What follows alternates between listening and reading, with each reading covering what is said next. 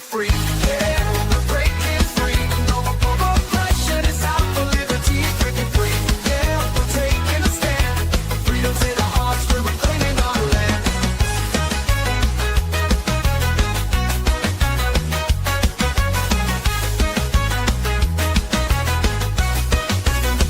They try to silence us, but we won't be tamed. Voices getting louder, can't keep us in chains. We got the power, we got the might. Together we can shine, together we can fight. Feel the rhythm in your feet, it's time to stand tall. Raise your voice and shout, we're breaking down the walls. We're breaking free, yeah, we're breaking free. No more oppression, it's out for liberty. Breaking free, yeah, we're taking a stand. Freedom's in our hearts, we're reclaiming our land. They try to silence us, but we won't be tamed. Voices getting louder, can't keep us in chains. We got the power, we got the might. Together we can shine, together we can fight. Feel the rhythm in your feet, it's time to stand tall. Raise your voice and shout, we're breaking down the walls. We're breaking free, yeah, we're breaking free. No more oppression, it's out for liberty. Breaking free, yeah, we're taking a stand. Freedom's in our hearts, we're reclaiming our land.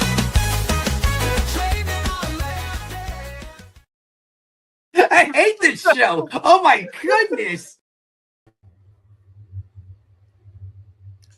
All right. Welcome, everybody, to another edition of Are You Smarter Than a Politician?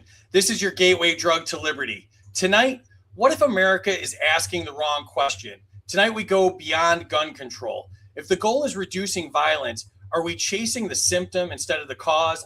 Three notable gun advocates who are passionate about these issues will battle over self-defense, government power, criminal justice reform, financial freedom, surveillance, and bold solutions that challenge the conventional narrative. It's time to find out who is smarter than a politician.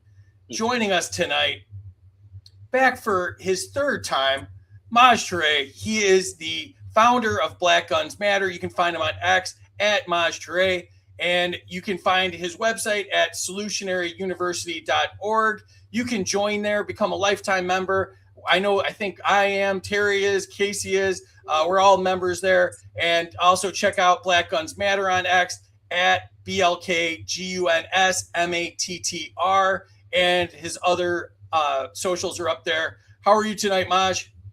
I am wonderful. I am warm. I have an energy drink. It's sunny out. I would not dare complain. Everything is good.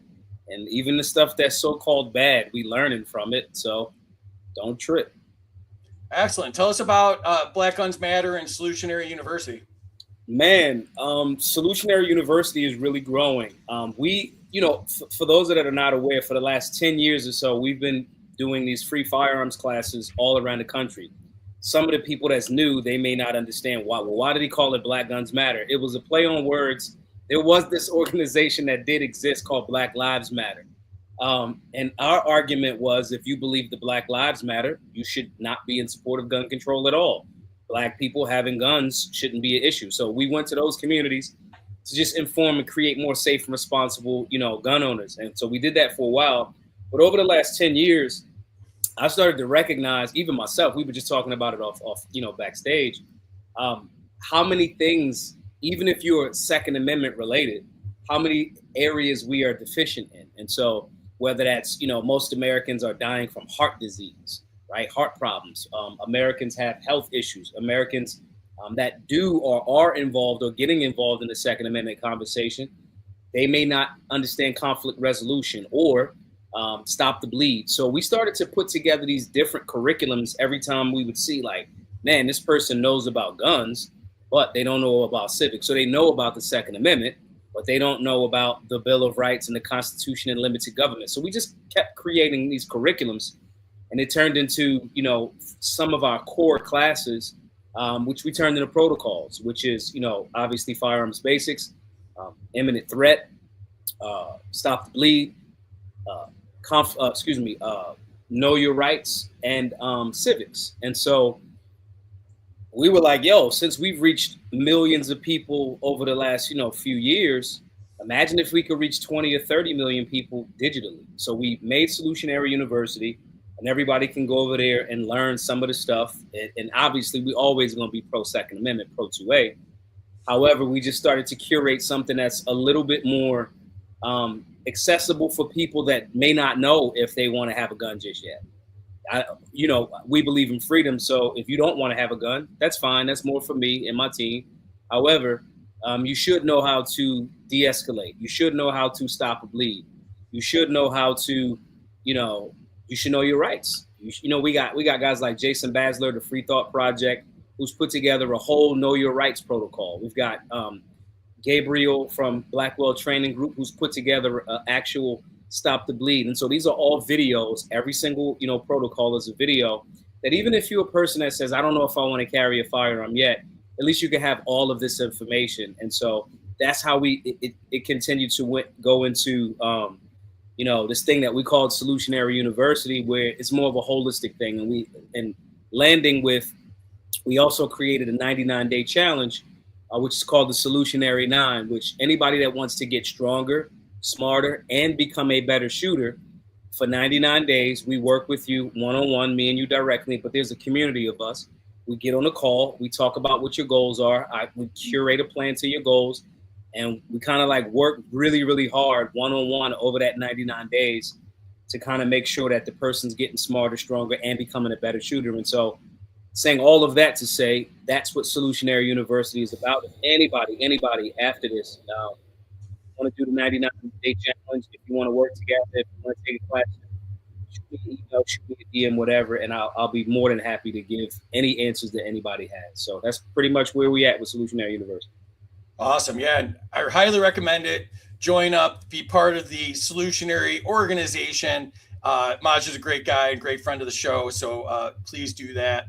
Now, also join us for the second time, Eric Blandford. You can find him most prolifically on YouTube at Iraq Veteran 8888. That is also the name of his website, IraqVeteran8888.com.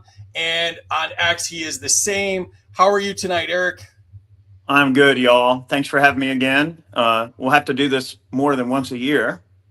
I know I was on the show maybe about a year ago, but I always love engaging in these types of things. It's always fun, and it's been a very interesting road. The channel's doing pretty good. We are having to fight the YouTube algorithm, as many people have heard. The gun stuff on YouTube has hit some walls. It's been really tough, and I've seen a lot come and go on the platform, things that, if we want to get into that discussion, we can. I'm not going to go too far down that rabbit hole, but overall, I've been doing this almost 18 years now.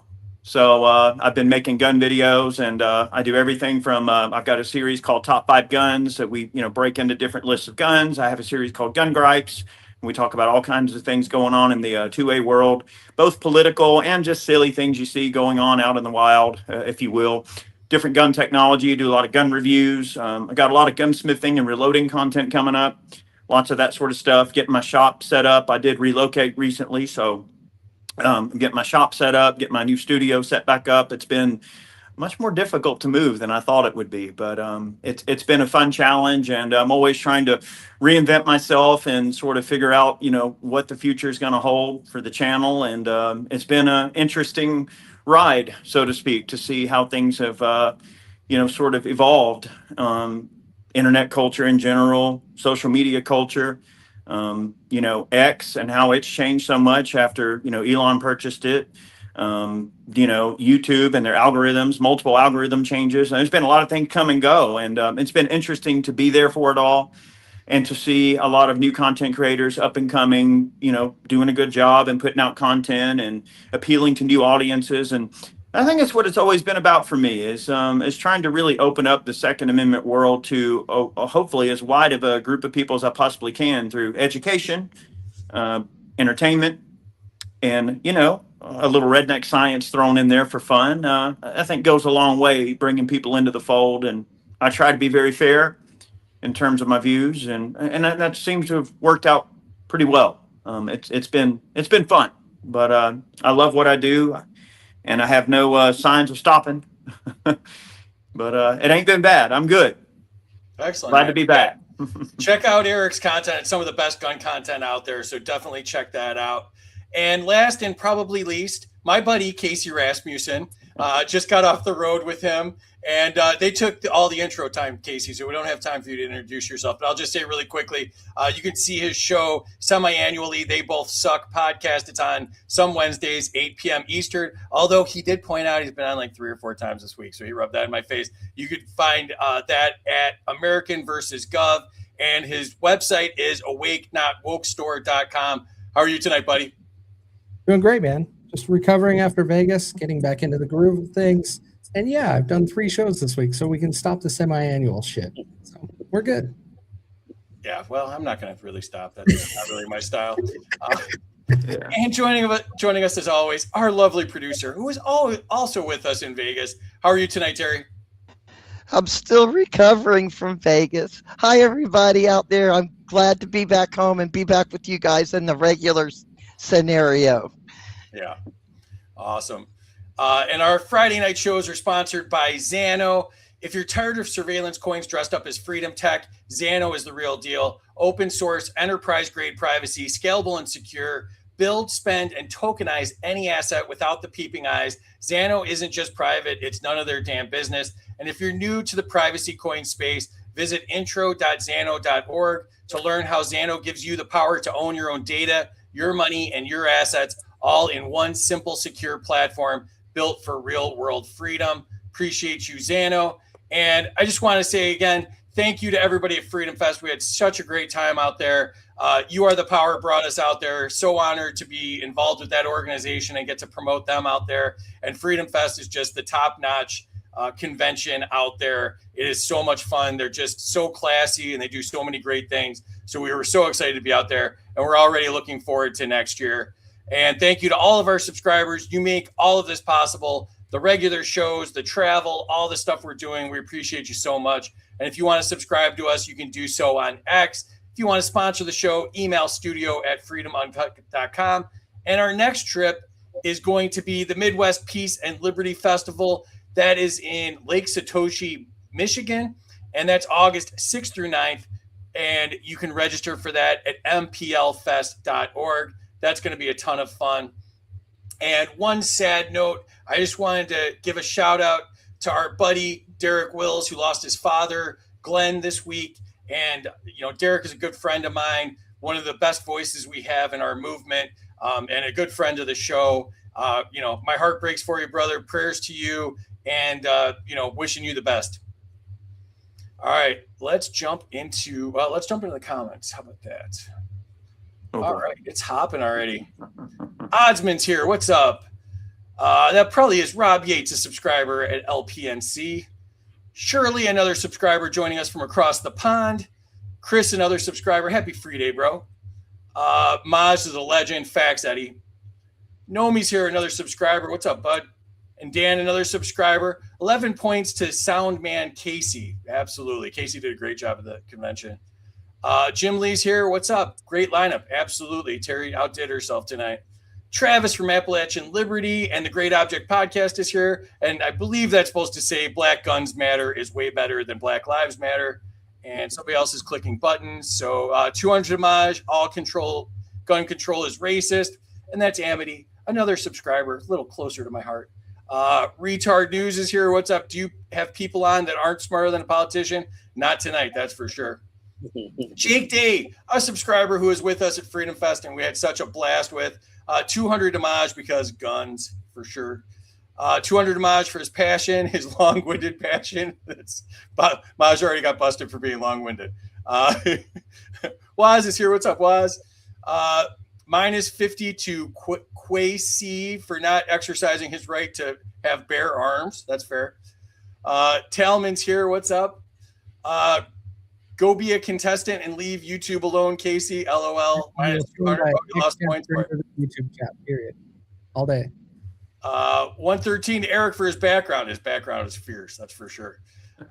Anarchist Chef's here. What's up? Another subscriber. Hi might be. He might be giving a signal as to what's going on in his house there. Brent's here from the Aiming Up Podcast. Another subscriber. What's up, everybody? Fat Bearded Chef. Another subscriber. What's up? Patriot Patty's here. Welcome. Jacob Simmons is here. What's up? What's up, everyone? 200 to Maj for being one of the people in the freedom space who does more than talk, also for talking on my podcast. Yeah, that was a good episode. Excellent. All right, let's jump into this here. Share this out if you don't mind. Let's bust the algorithm. As Eric mentioned, we're having all sorts of problems with the algorithm, so any help you can give us with that would be greatly appreciated. I don't think they like guns or people that don't like the government. That's the thing that I'm learning. You can follow me on X. I'm at Smarter Game Show. Terry is Bats T76. Helping behind the scenes, Amity Lee 13, and some guy named Kaecey. And you can get our swag at freedomsuperstore.com. We got shirts, we got mugs. I am wearing the Make Anarchy Great Again shirt. We're on YouTube at Freedom Uncut, same on Rumble. And we have a new website that Kaecey got going for us. That's smartergameshow.com. So if you don't remember how to find us, just go to smartergameshow.com and you can find all that stuff. Thanks to Kaecey for doing that. All right. So tonight, since Trump ruined peace prizes, the grand prize is the Are You Smarter Than Peace prize because we made our own. Also on the prize shelf, we've got Mike Johnson's signature cologne, Swamp Ass, as well as the Ayn Rand Fountainhead teddy bear. We also have an assortment of libertarian bobbleheads. We have all of the religious books by Trump. We also have the Congressional Pacemaker. It keeps you just alive enough to vote for more spending and take more money from special interest groups. Damn. New tonight, we have the Trump Daylight Savings Account. Oh, Lose Jesus. an hour, trust even less. We also have the Trump Family Crystal Ball for investing.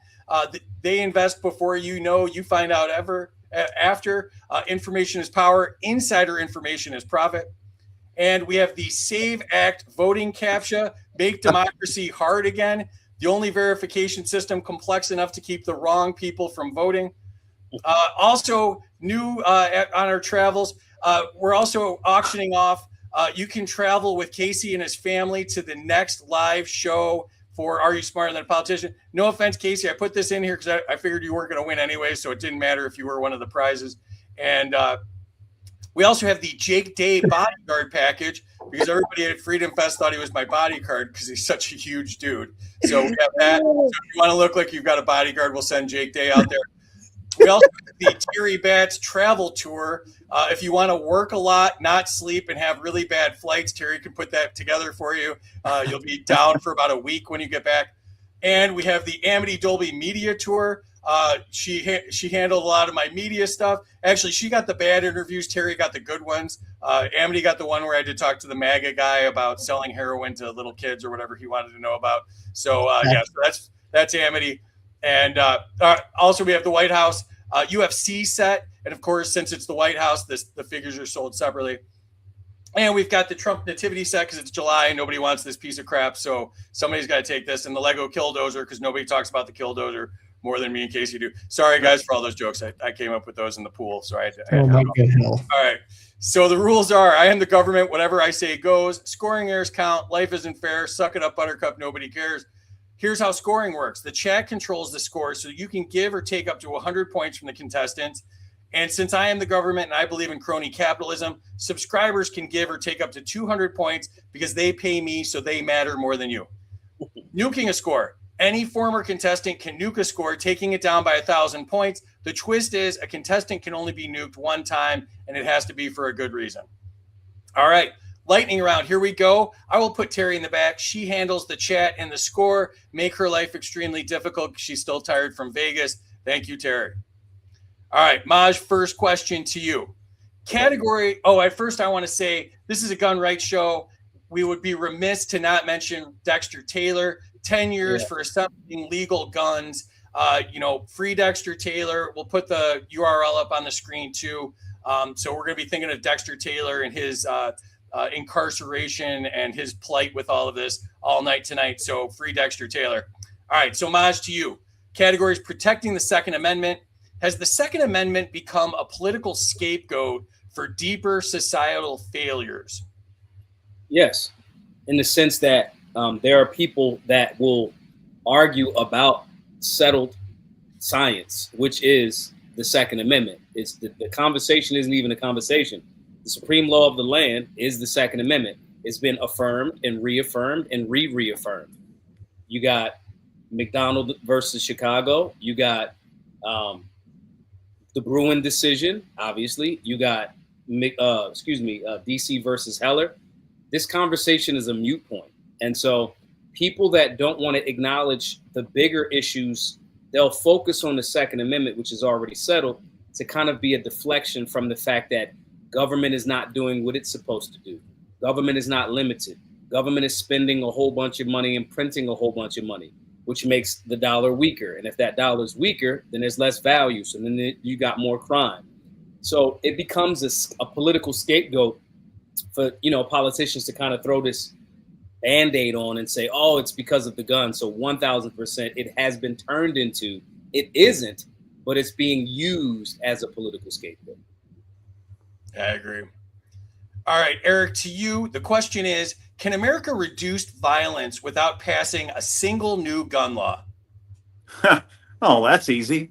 Well, we just allow the Second Amendment to go exercise as it's originally intended. I mean, in 1791, when the Second Amendment was adopted, they would shoot horse thieves. Okay, like simple things were dealt with frontier justice. Now, I know that the situation we live in today, frontier justice might seem a little hardcore for some, but I believe in people exercising their rights and stopping a threat where they see it when it happens to them. And I believe that when we talk about gun laws being passed, well, I've never seen a gun law get passed that actually furthered someone's rights or made the right more meaningful. I think the only way to truly, see a right flourish into what it really can be is to simply exercise that right. And most times, if not pretty much all the times exclusively, the government usually just gets in the way of you exercising your rights. I think the best thing they can do is just stay out of the damn way and let people do what they need to do. There needs to be less restrictions on carrying guns, less restrictions on purchasing guns.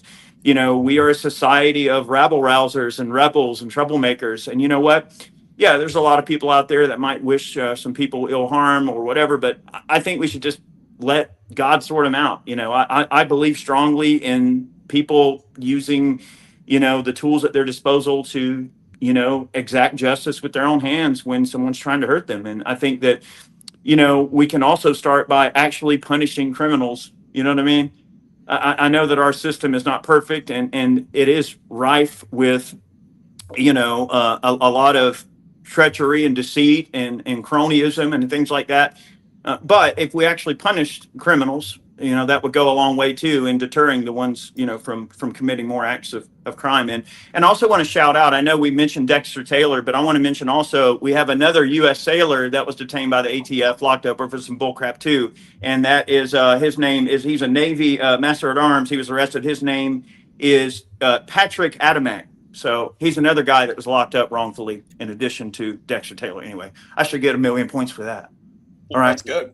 Okay. I'll add him to my list of political prisoners that I put at the beginning of the show. So definitely political prisoner. Yeah, absolutely. Thank you. All right, Kaecey, to you. Does preserving the Second Amendment ultimately protect every other constitutional right? Absolutely. There's a reason why the First Amendment exists, is your ability to speak and be able to pronounce and say where you stand with things should be able to persuade anybody. If that doesn't work, or be able to emphasize where you stand, the Second Amendment becomes required. And that is the reason why it is done in that order.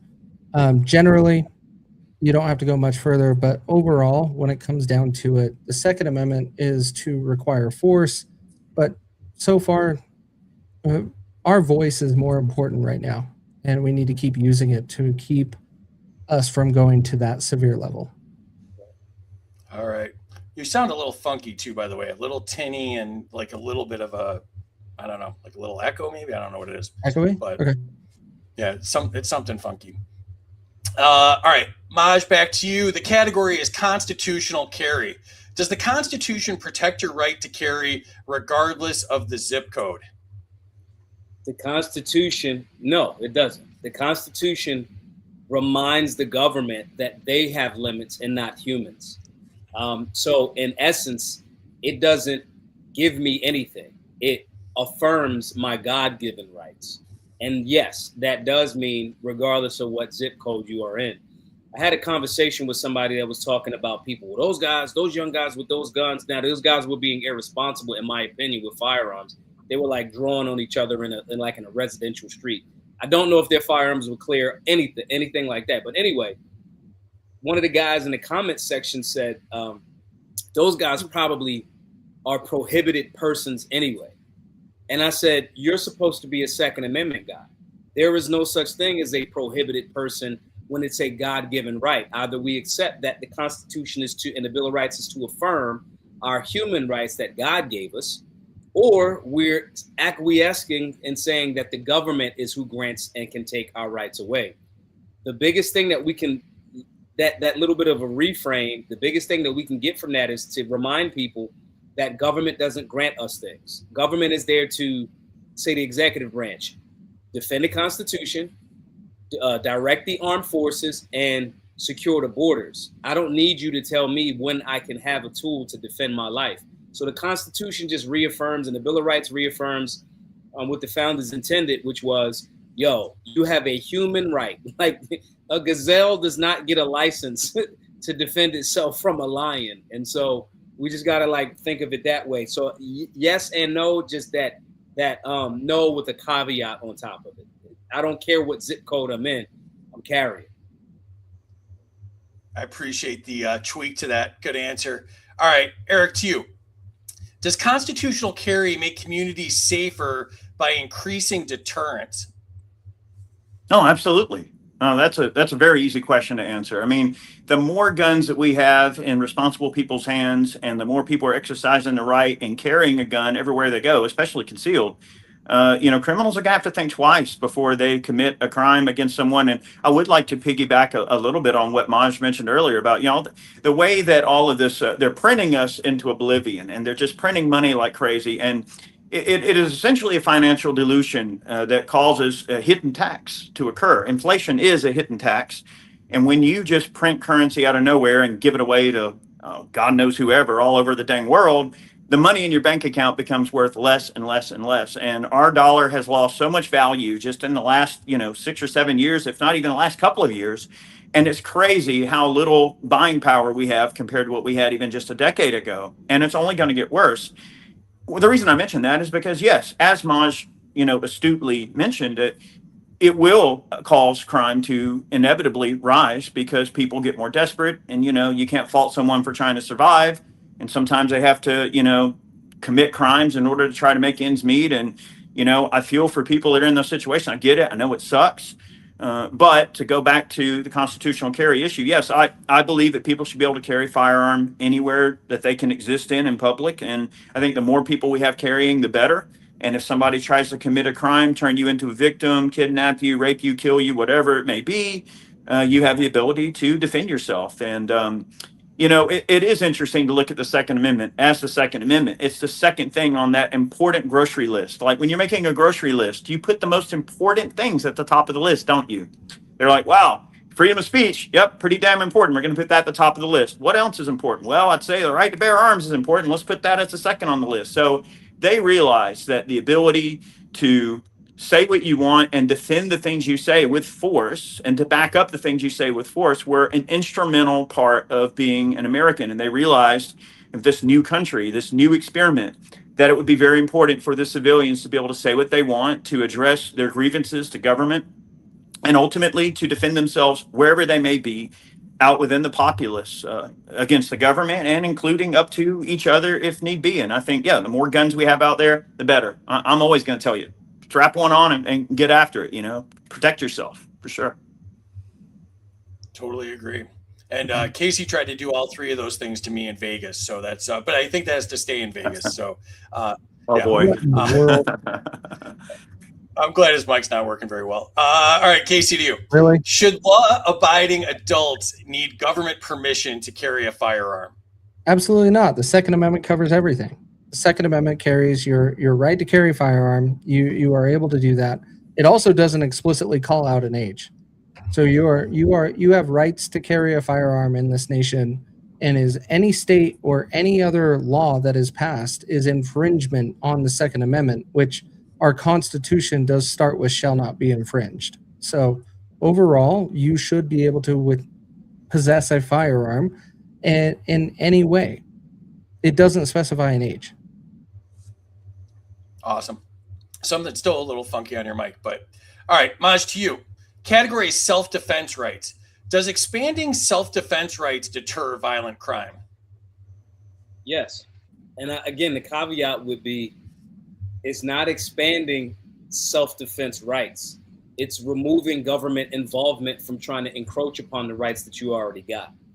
We got to make sure that we're reframing things that always puts it in a position of power for the people. The Constitution starts with we the people. And so I don't need government to expand my right to defend myself. They have nothing to do with it. I need them to kind of just step out of my way, and we'll educate and inform people in demographics that tremendously suffer from the lack of education, training, conflict resolution. The more government step out of the way, the cancer that it is, the more freedom and the more safety will expose itself. So we just kind of need government to fall back. That's really the issue. You guys got other things going on. You guys got us in a bunch of different wars or conflicts, because they're not calling them wars, so they don't have to go through Congress. Y'all should worry on that and focus on maybe the infrastructure all across America. There's bridges that's like 80, 90, 100 years old that can be focused on, and let the people, to Eve's point, let the people defend themselves in the spaces where they actually need to defend themselves.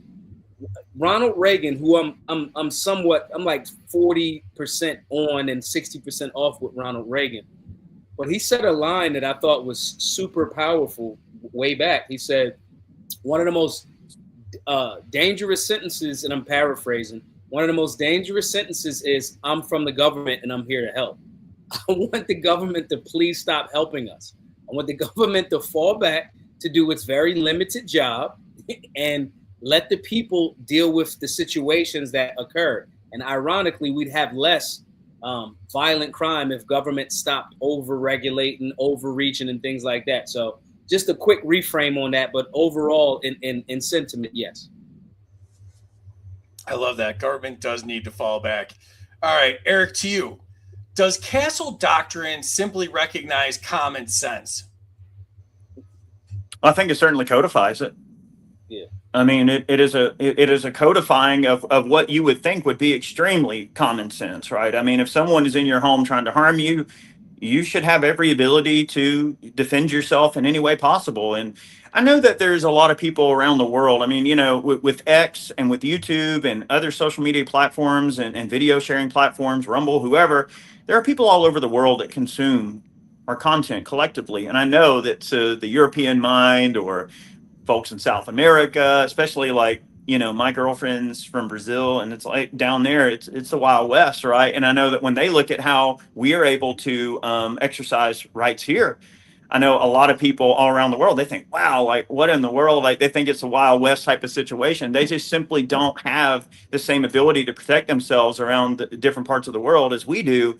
And they view our sort of renegade attitude as being something kind of crazy or outlandish, or something to be unexpected, or something to be a spectacle, or, you know, they're going to laugh at us and say, oh, you're cowboys or whatever. But I do believe that people should always have the innate right to protect themselves in their home against anyone that's trying to hurt them. I mean, that's common sense to me. I don't know how it could be taken any other way. All Castle Doctrine does is really codify that, which I don't guess that's a bad thing. So, and also to piggyback on Maj, when he mentioned the government's functions, yes, extremely limited. Like a tiny little grocery list that you got to use a magnifying glass to read. Yeah, that's the list of tasks I want the government being responsible for. I mean, look, the only thing that they were ever supposed to be responsible for that's actually codified in our original documents was to protect our country from outside threats. Right? Okay, raise enough taxes to fund the military, make us the most deadly people in the world where no one wants to mess with us, and that's it. We don't want them doing anything else, right? And in my mind, yeah, protect the country, have a strong military, but beyond that, I don't want them involved in anything else. Right? I agree. I'll take the under on things I want them responsible for. So, right. All right, Kaecey, to you. Have stand your ground laws made communities safer? Yes, but we demonize them. We demonize them in our country. We want to make it to where you don't want to stand your ground. We want to make it that you're the bad guy for defending your property, when it is your property, we should support that. We should encourage that. We should tell people that that is what we should be doing. We'll call 911 when we want to, but we should actually be defending our property and fighting for it, like almost like our life depends on it, right? Overall, stand your ground laws should be established across the country so you can actually defend everything that you have fought for and paid for. Still sounds like your gain is up or something. I still can't place what it is, but all right, Maj, to you. Category is assault weapon bans. Would an assault weapon ban meaningfully reduce violent crime? No. So again, caveat layers. I'm always careful with languaging. Assault is an action, and the way that most people use the term assault weapon, I'm always going to push back against that. But in the terms that most people accept it as, whether they know the actual definition or not, no, we've done that before. ARs, there was an AR-15 ban, and when the studies were done and the data was, they're like, this didn't really make things a little bit more. It didn't make things enough safer to justify the ban. That's why when that AR-15 ban was gone, it was lifted. It was lifted. When you have, there's a great book by Dr. John Lott. I actually might have it around here somewhere. It's called More Guns, Less Crime. And in this book, I think this might actually be a signed copy. I'm not sure. But anyway, More Guns, Less Crime by Dr. John Lott. And he did like 30 years worth of data and just looking at, as there were areas that had more safe and responsible firearms owners, crime, wouldn't you know, was lower. It's the same as over the last, let's say the last maybe 30 going on 40 years as licenses to carry. I'm not a fan of licenses to carry. However, if people get them, they get them. But as those licenses have increased over the last however many years, violent crime in America has decreased. And so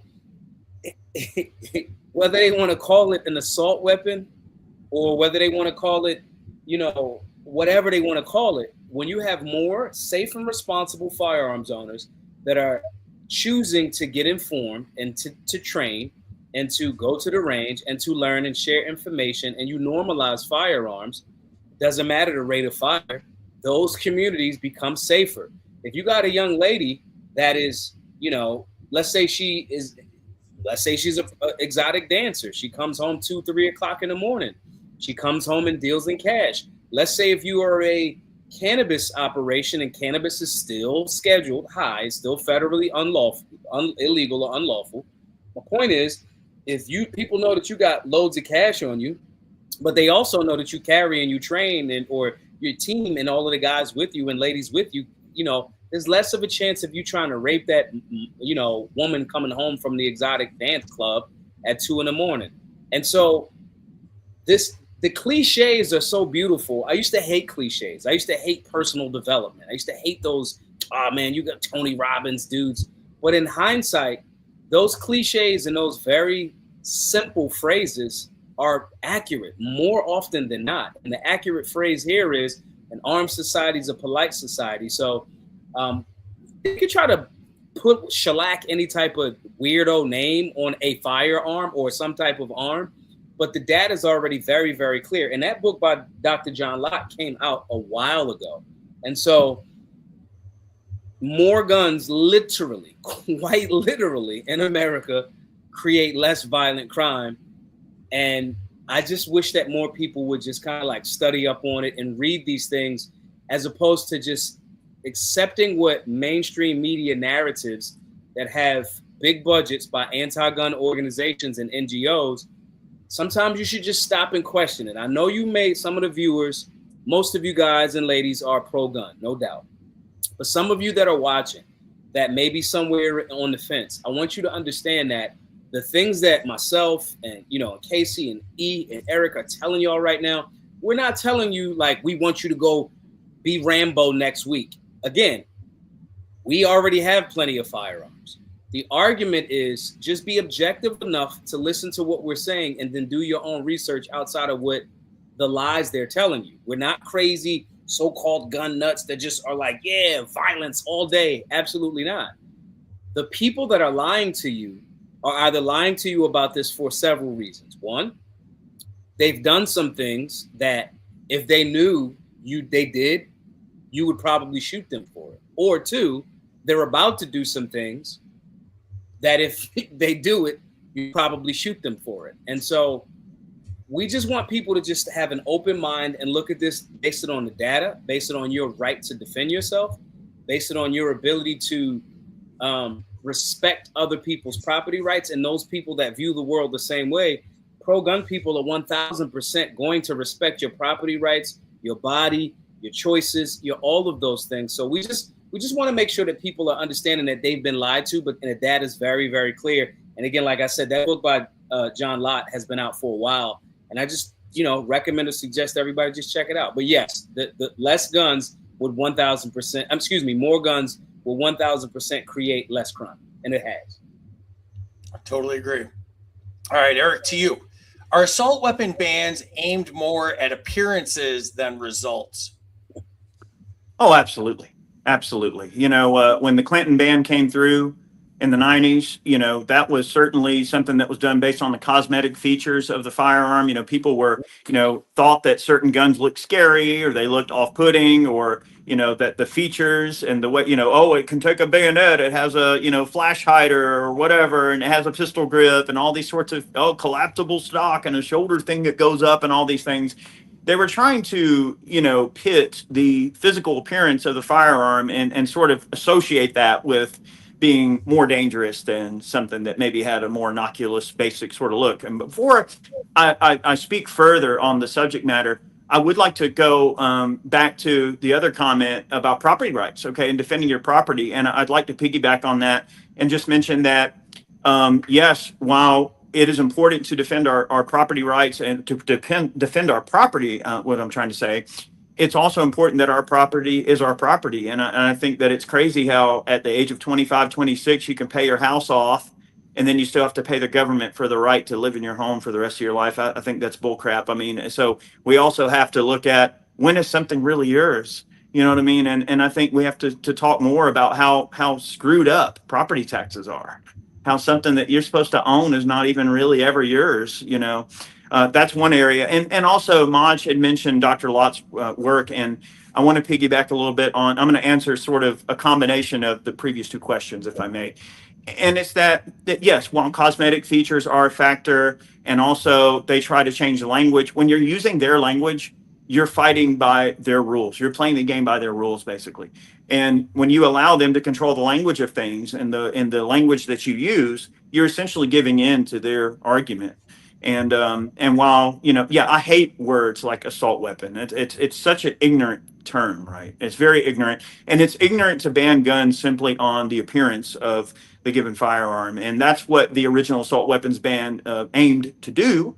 And they proved that, well, wait a minute, we can take a Mini 14 that looks just like a regular hunting rifle with a wooden stock, and it fires a bullet at the same damn velocity as any other AR might with a 16-inch barrel. So it's a moot point to ban a gun simply on its appearance, and essentially allowing yourself to, fall victim to, the dangers of using your emotions to decide things that logic should be deciding. And logic tells us, and of course, as Dr. Lott astutely, given us through all of his research and everything, is that, changing or banning a firearm based simply on the appearance or whatever terminology you want to try to use to describe it is simply just not a winning strategy. And they found, of course, Dr. Lott's work proved that, it didn't do a damn thing to reduce crime in any meaningful way. And in fact, more guns we have out there, the better off that society is going to be. And I do want to piggyback quickly on what Maj said about gun owners in general. And I do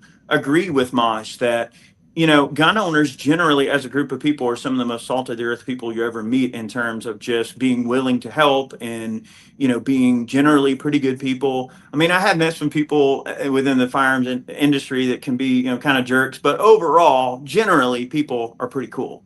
And, I think that that's a trait that once someone partakes in, exercising their rights in such an astute way, like they go out and train or they go out and shoot on a regular basis or whatever it is they do, they kind of become a custodian of that right. They become an ambassador of that right. And the more people they're around, the more people begin to kind of go, oh, okay, well, this is what gun owners are like. And I'd like to say that overall, or I'd like to think overall, that view is pretty positive. I would say that most people probably have a positive, interaction with gun owners versus a negative interaction for sure. So I think that, what we see reflects that for sure. Definitely agree. All right, Kaecey, to you. Should cosmetic firearm features determine what Americans can own? Never. I said it in the last answer. Shall not be infringed is a thing that's in the Constitution, and it's very clear. You make any gun laws to restrict accessories, guns, or access to guns, you are infringing on the Constitution and the Second Amendment to every American in this country.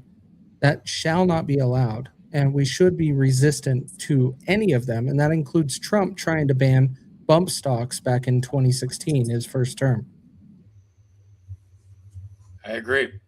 All right. Enter your scores in the chat if you've not done so already. The chat is hopping. Let's jump in and see what's going on. Spectrum of Truth is here. What's up? 200 to Kaecey for doing such a fabulous job in Vegas. 100%. Kaecey makes these things happen. I finally made it in. I finally made it Lifetime Prize. Congratulations, Jake. 200 to Eric for Frontier Justice. Yeah, we don't talk about that enough, but men will handle men things, 100 to Eric, Frontier Justice. 100 to Eric, simple answer, follow the Second Amendment. 200 to Kaecey, second protects the first. Derek's here. What's up, buddy? I'm late, but I finally get to watch it live. Also, Kaecey 3 nights in a row. Awesome. Derek, that means he won't be on until like February or something. 200 to Maj, there are no prohibited persons. 110 to Maj, government doesn't grant rights. 100 to Maj, no prohibited persons. 98 to Eric for astutely. Liberty Shamrockers here. What's up? 200 to Kaecey, no age limit on Second Amendment. 200 to Maj, government needs to step out of the way. 100 to Maj for the Reagan message. 162 to Maj for needing government to get out of his way. 132 to Maj, please stop helping.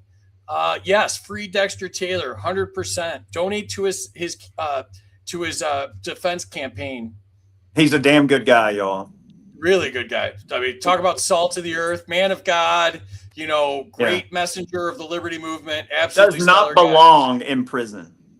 No. I mean, the list of people that belong in prison, I mean, he's got to be the top 1% of doesn't belong in prison. I think there's a lot of people in our government that belong in prison, not him. 100%. They could empty out all of those agencies and stuff like that and still throw their asses in the brig for a while and let them rot for a while. Dan wore a Killdozer shirt to class today and nobody said anything and he thought those guys were cool. Yeah, Dan, they're not cool if they don't like the Killdozer shirt. Oh yeah, Casey's wearing it. Nice. The My Other Car is a Killdozer shirt. Anarcho Cats here, one of my favorite memers. Minus 100 to Maj for quoting Reagan. I knew that was coming somewhere. I knew it. I knew it. And you even did the caveat of 40%. 100 to Eric for Castle Doctrine codifies it. 132 to Kaecey for defending everything you fought for and paid for. 100 to Kaecey, stand your ground. 200 to Maj for pushing back on assault weapon language. Ocean Blues here. What's up? One of our earliest supporters. Wonderful lady. Check out her artwork on her X account. She's so talented. Thanks for the repost. 200 to Maj for the book recommendation. Final Cut Tiles here. What's up, bro? An armed society is a polite society. Hell yes. Bronner's here. What's up, Bronner? 100 to Eric. Assault rifle is stupid. Jim says, wow, this panel, 1,000,000 points to all guests. I don't think we can count that high. Minus 1 to Eric for going slightly off topic, but 199 for F property taxes. Angel's here, a new friend of mine. Glad you're here. Minus 13 to Eric for all the piggybacking. I bet Maj and Kaecey's backs are hurt by now. Well, they had good questions. Yeah. I don't think you're hurting Maj's back just from the looks of him with his 1% shirt on there. 200 to Kaecey for shall not be infringed. 98 to Kaecey for F Trump. 100 to Kaecey. Sorry. No, his parents misspelled his name. That was not you, Bronner. Shall not be infringed. Seems pretty simple. And 200 to AK47. AK-47 shall not be infringed. All right, let's go to the scoreboard here and see where we are at. Ooh, it's close. I think Maj is murdering everybody. Maj is up there, 2804, but only like 10 points behind No, Eric. it's close. And then Kaecey is going to be in third all night, so it's 2592. We threw Kaecey into the wood chipper with this lineup. All right, let's jump back into it here. Kaecey, you want to meet at off the strip later tonight? Do you want to? Yeah, all right. I'll see you there. All right. In 5 minutes. Maj, back to you. Category is carry rights. Should law-abiding citizens be allowed to carry in more public places? Allowed? I am allowed. You can carry everywhere. You can carry everywhere that is not a private building that has a metal detector that once you do what that stops you from getting in. And if it's a private building, I'll respect it. They don't want it in there. Outside of that, you can currently carry your firearm concealed anywhere that you choose because the bad guy that may show up to that place to potentially kill you and other people will not respect that so-called statute. So allowed, the government does not determine what I'm allowed to do. They do not have jurisdiction over my being. They don't. So again, the wording, the matrix is trying to trick us with the wording. You are allowed to safely and responsibly carry a firearm to defend life. Government does not allow that. And if anyone chooses to get a license to carry or know their state laws and all of those different things, we have protocols, we have classes, we have all of those things, and we'll help you. We'll help you with that. But what usually happens is the more you go down the freedom rabbit hole and you start to go like, man, this is wrong. Just because something is a statute, especially a statute that's in violation of the supreme law of the land, which is the Second Amendment, the more you go down this rabbit hole, you'll start to see how many things they've just tried to convince you to be a good little subject as opposed to a free being like the founders of America wanted you to be. And so government does not allow me to do anything. I've been on record several times. I've caught gun cases. You know, I've had that weaponized against me.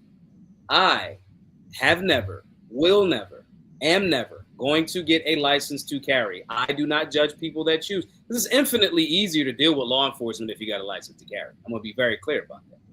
However, I just have made my line in the sand, and I carry in New York.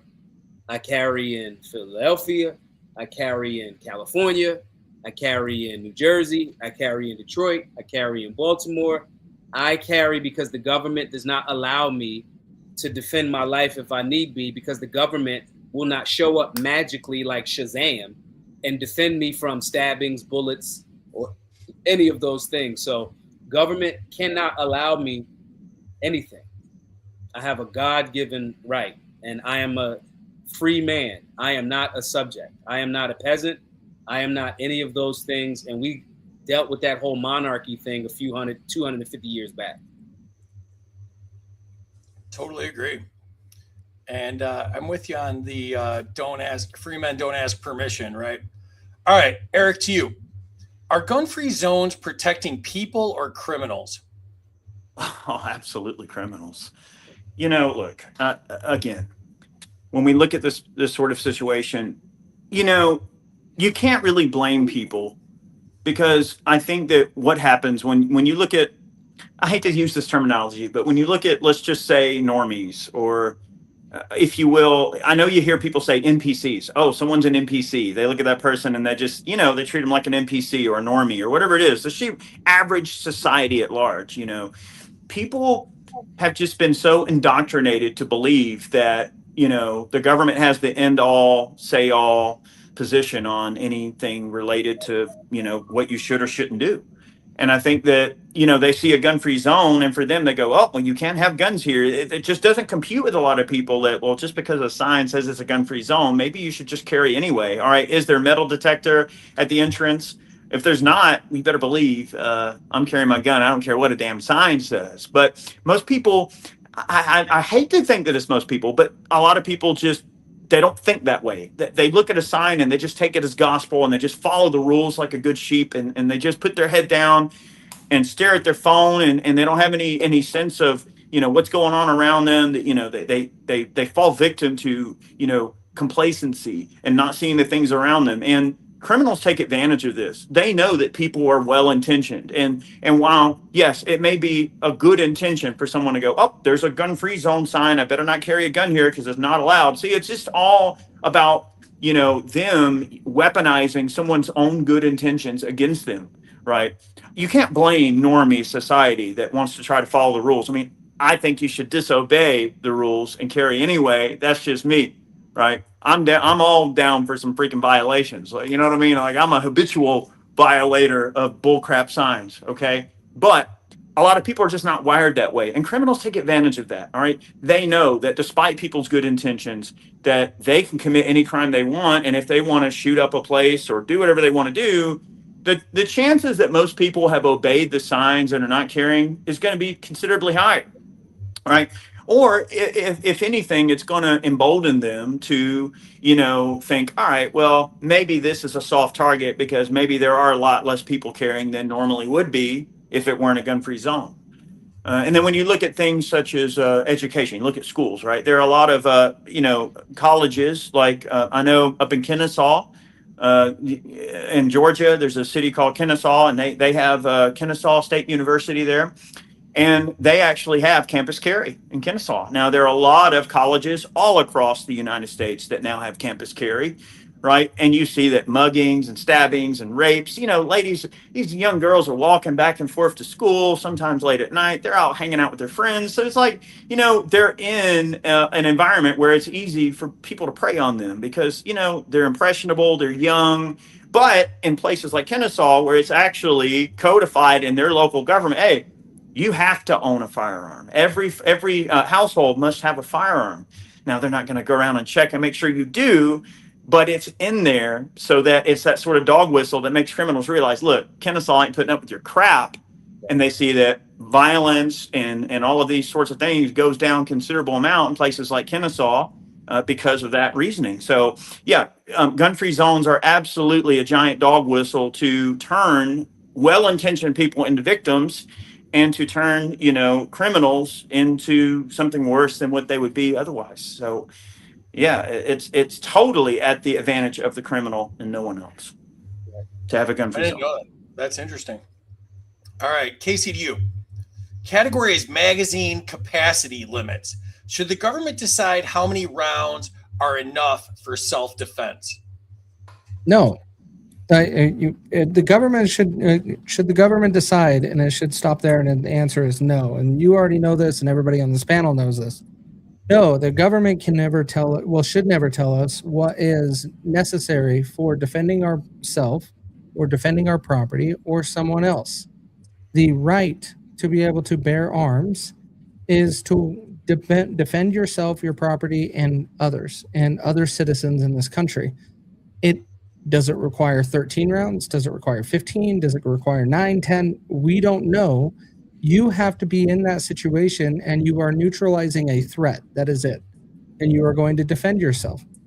Who knows what those rounds are until you are put into that situation. So no, a government should not be able to tell you how many are required, because look at the officers. You had officers shoot up a car because of acorns falling out of a tree. Really? They should tell us how many bullets we need? No, thank you.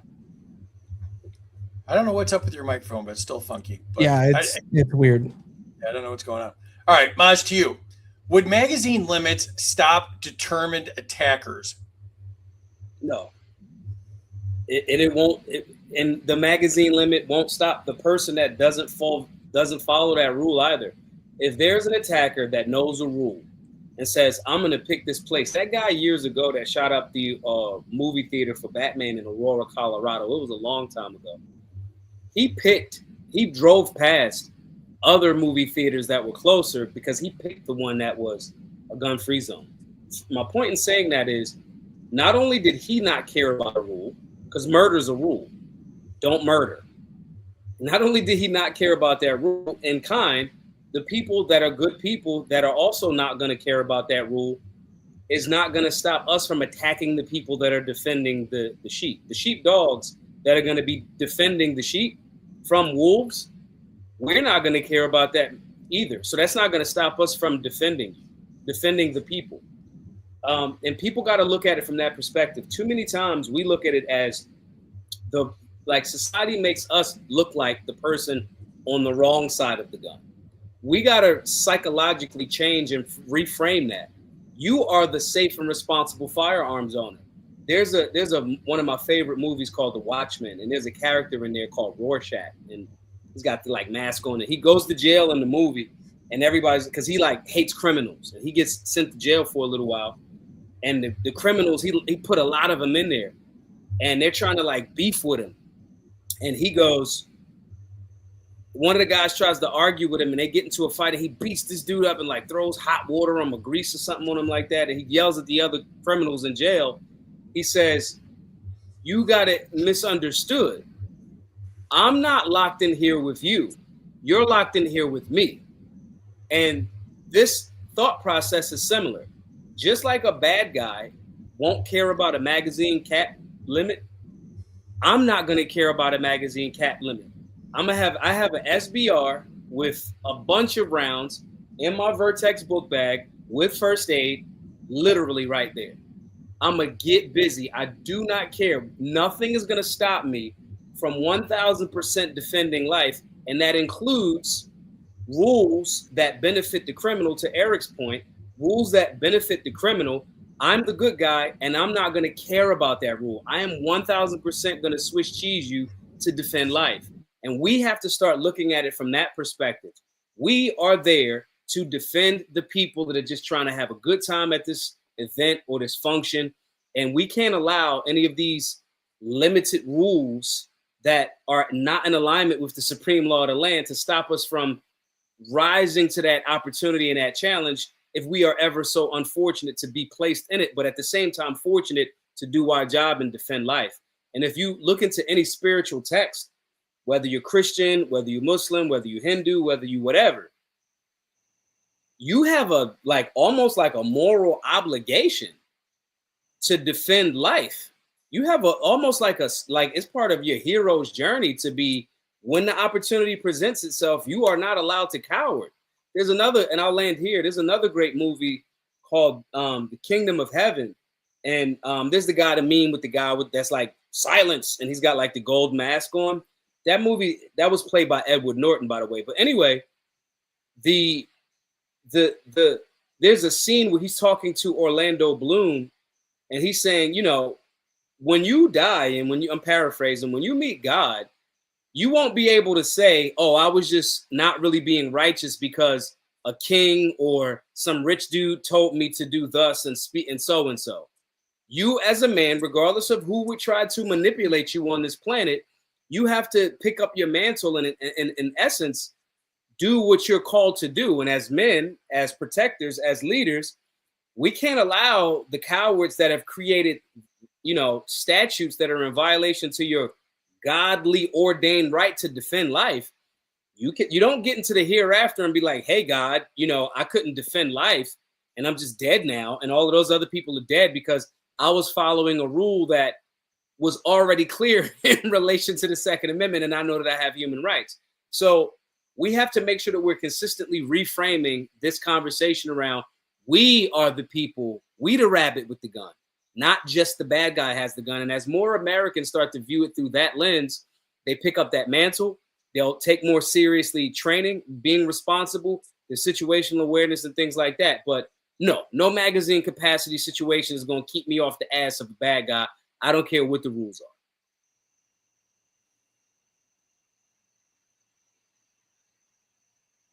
Yeah, and people can check their religious books by Trump if they want to see if they're supposed to defend their family and their stuff. So we have that as well. So, all right, Eric, to you.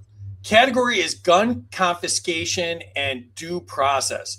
Can emergency gun seizures be abused by government? They can fucking try. I mean, that's my view on it. I don't think they have the stones to try. I mean, okay, so to for real answer the question. Okay, I'm just being funny, but it is true. To for real answer the question, if someone is actually willing to comply and give up their guns, yeah, I suppose the answer could be yes. But I think that ship has sailed, right? This is not the 1990s, y'all. This isn't Waco, okay?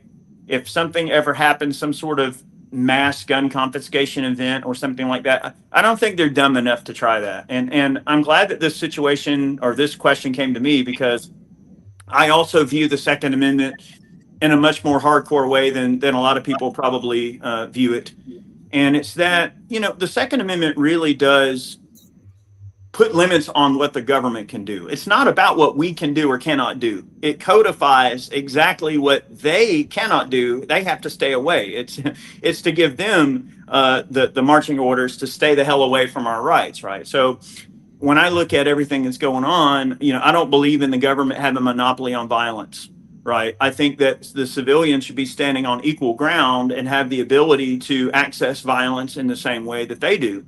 Because if we can't engage in violence in the same way that they do, well, then they're going to use their greater violence against us, and they're going to out-violence us, right? So one is the idea that they should not have a monopoly on force. That's a given. But two, that they shouldn't outclass us in force. Now, when we look at the British Empire, okay, like, all of their satellite, countries that they basically had under their wing in their empire, like, for instance, Nepal, right? At one point, Nepal was under under British rule, British control, if you will, in their empire. And yeah, they had firearms that were in the British inventory, but there were always firearms that were 1 or 2 generations back, right? So if the British had repeating firearms, well, then the Nepal had single shots, or they had muskets, or they had whatever technology was a couple of versions back. So that the British always wanted to make sure they had the people under their thumb outgunned.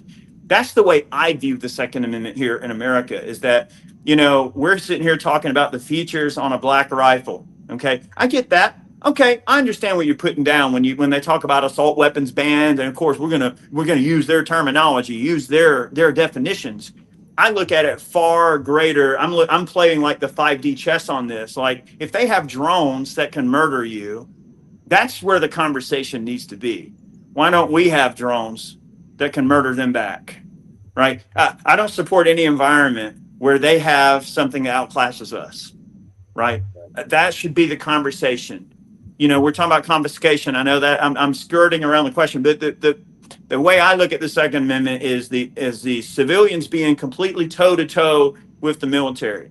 If an infantry platoon has hand grenades and mortars and AT-4s and machine guns or whatever it may be, and drones, weaponized drones, I think the civilians should have the same thing. I know that might be hardcore in some people's view, but here we are talking about confiscation.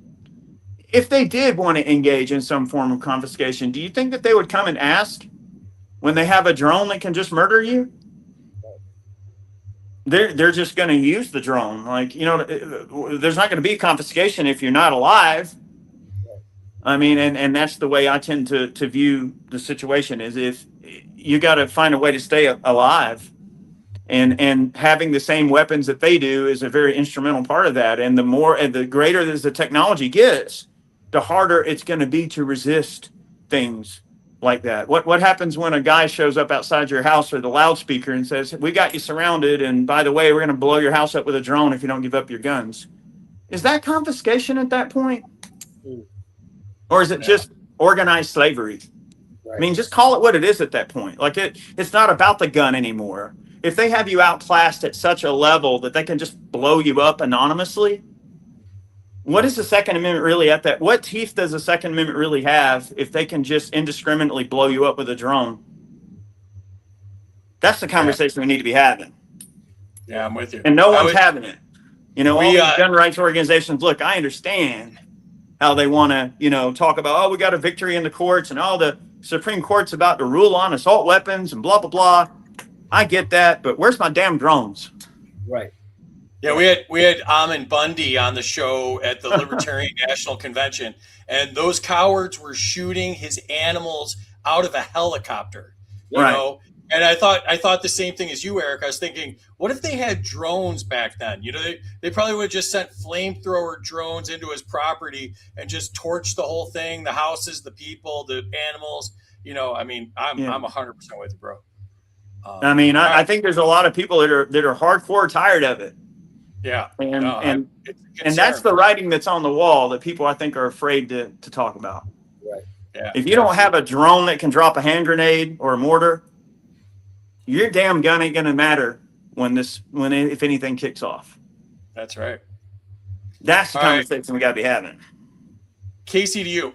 Should firearms ever be taken without a criminal conviction? Never. And I even question criminal conviction because I question a lot of laws that we have today. Look at J6ers. They tried to prosecute many of them with federal crimes to take away their rights to carry firearms and the right to vote in a lot of states.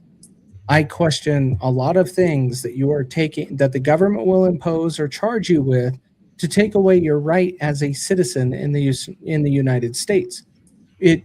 There are times that you may have it taken away short term and that you can give it back after your time is served, but majority of the time, you should be able to keep your rights. And right to bear arms is one of them. And you should never have your firearms taken away from you, especially by the government.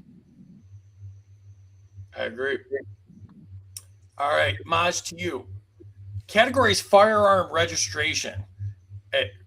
We kind of talked about this a little bit, but does firearm registration improve public safety? Absolutely not. Absolutely not. I am a fan of government knowing nothing about you and you knowing everything about government. If that was the standard, then we wouldn't have as many parasitic politicians all across the country. No, it just doesn't. It's almost, and I know the questions are, there's people watching that may be somewhere in the middle, and they've been told that these things do help, but they don't help. They don't help at all. And a registry, man, again, everybody, I really like to read. That's one of my favorite things to do. And when you read history, I got a book over there. Actually, it was my book for last month. This one here, Gun Control in the Third Reich by Stephen P. Holbrook. Stephen P. Holbrook's a really, really good Second Amendment writer. And that book talks about how the Weimar Republic, before they came into power before the Nazis in Germany. And the left and the right of the Weimar Republic, left, right, politically, were advocating for more and more gun restrictions and gun bans and all of those different things. And then as soon as Hitler and Goebbels and them got in there, they was like, we confiscating them from both sides. Don't nobody get guns, and almost to the point where, like, even if they were like, you got to go turn your guns in. And if a law enforcement officer saw you with a firearm, literally walking to the point, if they saw you with the firearm, they could shoot you in the street. This is not me making this up. This is in the book. And so gun confiscation comes after gun registry.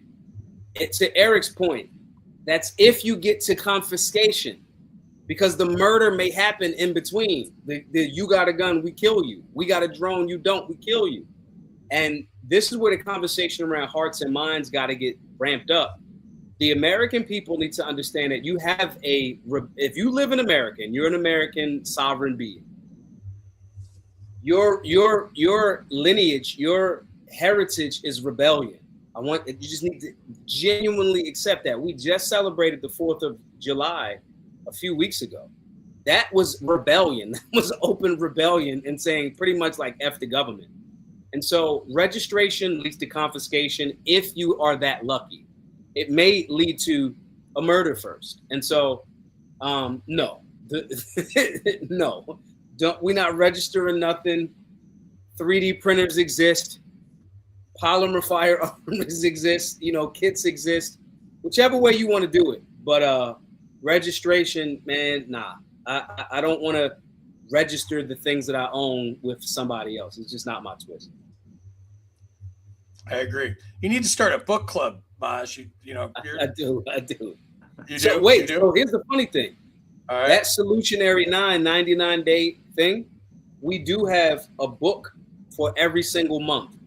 So mine's for June was Gun Control in the Third Reich. The month before it was Principles by Ray Dalio. So we do, anybody that's interested, man, it's a 99-day intensive. It's me working with you directly. We get on a call. We come up with what your goals are. We make you smarter, stronger, and a better shooter. Yes, you're going to have to dry practice. A lot of people don't dry practice. And I'm like, what imaginary world are you in where you think you're going to get better at shooting if you don't shoot, or at least dry practice? And so we do have our book list for the whole 2026. We do have that. But anybody that's interested, join the Solutionary 9. Nice. Hit me up when it's a comic book of the month club. I'm not a great reader, as you could tell by me reading the comments on the show. All right, Eric, to you. Is firearm registration primarily a tool for future enforcement? Oh, come on. That's not a question, guys. Come on. Of course, registration is a tool that they're going to use in their bag of tricks to come after you in some way. I mean, ultimately, registration is essentially a list of who owns guns, right? If one gun is registered, well, then they can assume, doesn't matter if you have 100 or if you have one, well, they have you on a registry. If even one gun is registered. And, there's been a lot of talk going around, and I guess this is actually a good place to mention this, and sort of a preface to this question, essentially, is that, recently they scaled back on the tax stamp requirement for suppressors and things like that, right? All these NFA items, they're saying, well, no more $200 tax stamp. You simply must just register them now. And you notice they didn't do away with the registration. Right. And there's been a lot of talk within the Second Amendment organizations. I know GOA and Second Amendment Foundation, NRA. I mean, all your big box, your main players in the gun rights organizations, groups, and everything, have been fighting to push the ATF to do completely away with the registration clause of the NFA, and honestly, to even declaw the NFA completely, if not completely abolish it, under the Bruin standard.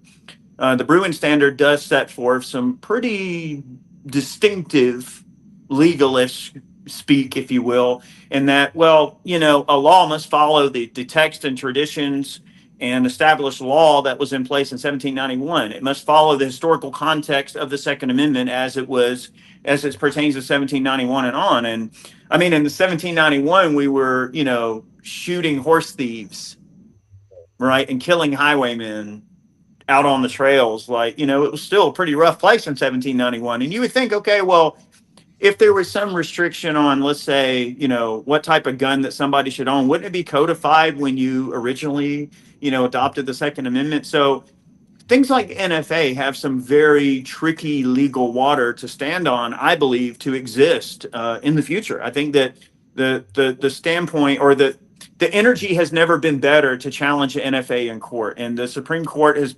shown, definitely some willingness to look at gun cases, as we've seen. And they're about to, go over this AR-15 one, which I think is very important, to determine if the AR-15 is protected under the Second Amendment, specifically as a gun design, which I think is kind of strange that they would only look at that one particular gun design, which seems to be such a lightning rod for people to look at. But registration is absolutely a preface to confiscation and to increase law enforcement effort. And I think that people have an absolute right to privacy. And I don't think that the government should have a damn idea of what anybody owns. It's none of their business to know what guns a person owns. The only time that it's the government's business to know what gun a person has is if they've committed a crime or tried to hurt somebody and they've shot that some bitch dead on the middle of the street and he's got a gun on him. All right, well, then, yeah, whatever at that point. But you've already committed a crime. Murder's already illegal, right? Like, gun laws or restrictions on guns are a really strange, foreign concept to me, because murder is already illegal.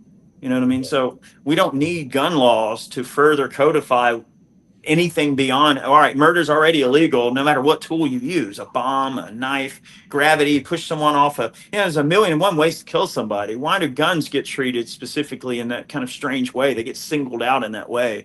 And I think that when you have registration, you do open up the doors for law enforcement to poke their nose in your freaking under your roof and have a look at your life. And I think that's something we should never encourage. I mean, again, we look at these flock cameras and stuff. There's people going around chopping down plot cameras. And look, that's not just a left wing or right wing or center, whatever it is. There's a lot of people in a lot of different political persuasions that agree with cutting down plot cameras. All right. And I think that it's never been a more universally accepted hatred of something. I mean, you want to talk about something that brings people together. Well, talk about flock cameras, buddy. And people have a universal hatred of them sons of bitches. And all that is an extension of that police state. It's an extension of, it's registering you as a person in a way. It's registering you as an entity that can be followed around and snooped upon. Now you combine that with a firearms registration. Oh, now you've really got something going, because now the flock cameras can just nose around and know exactly where you are at all times and report all that information to law enforcement. They have a database and they have all the tools they need to screw with you. And I don't think that's something we should ever support. Hell no. I agree. Hey, but Eric, you got to work with me. I always say that, Eric, I always say you got to work with me because my questions aren't stupid. It's the government that's stupid. They only give me so much to work with. I didn't create firearm registration. This is what I have to work with, man. I got you. All right. We can't even hear you anyways, Kaecey, so I don't know what you're It's very Orwellian, no matter how you look at it. This whole thing is Kafkaesque. Yeah. All right. Exactly. All right, Kaecey, to you. Should the government maintain a database of lawful gun owners? Never. The government shouldn't maintain a database of anything with United States citizens at all. That includes voters. Save America Act is going to do that. That also counts for gun owners. That counts for gun registry. Counts for gun purchases. I see you, Terry. But the government should never count any or keep track of any database of United States citizens ever. It is our right to do as we want in this country. The government needs to stay the fuck out. I agree. All right, enter your scores in the chat if you've not done so already. The chat is fire. Let's see what's going on. 100 Damage just wanted to say hi, bro, from Bronner. Dee's here, by the way. If you need a VA, she's excellent. Check her out. Follow her on X. And I will be on the Sharper Way podcast on Thursday, July 23rd, to talk to Larry about how to get more people excited about liberty. You can't all start a game show. That was my idea, but there's other ways to get excited about liberty. So I will be talking to my buddy Larry Sharp about that.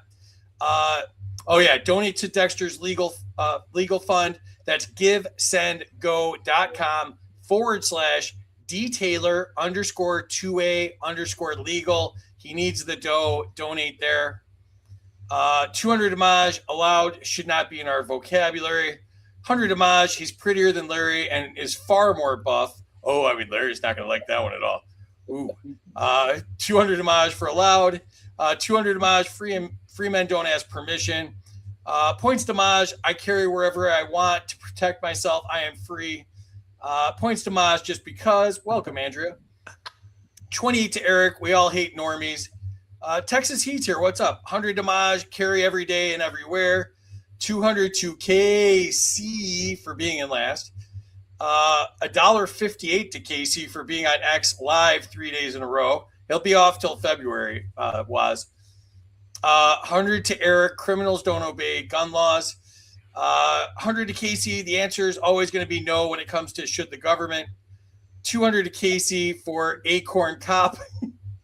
200 Damage for based Rorschach reference. I'm not in here with you. You're in here with me. One of the best movie scenes ever. 200 to anyone who abolishes the federal government. I feel like that's outside the capabilities of the game show. 100 Damage. I'm going to get busy. 200 Maj. You're trying to make me imitate Maj 2 comments in a row. I'm a Swiss cheese you. I am from the south side of Chicago, Maj, so I have some skills. You got the references. Yeah. Jake from Tough Love Records is here. Follow them. Just shared. Amity says 200 homage, moral obligations to defend life. Amen. Jacob says 100 homage, expanding self-defense rights through measures such as constitutional carry and stand your ground laws has shown associations with lower rates of violent crime. 127 Eric for they can effing try. 100 to Eric for being the coolest Quaid brother. Everybody says I look like Randy Quaid. 200 to Eric, they can effing try. I have to give 100 to Kaecey just for working so hard to make things happen for the show. Yeah, that's true. That's true. That's fair. 100 to Kaecey for my rights should never be taken away. Another 100 to Kaecey for following us back since basically day one on here. Definitely follow Tough Love. 100 to Maj for the book reference.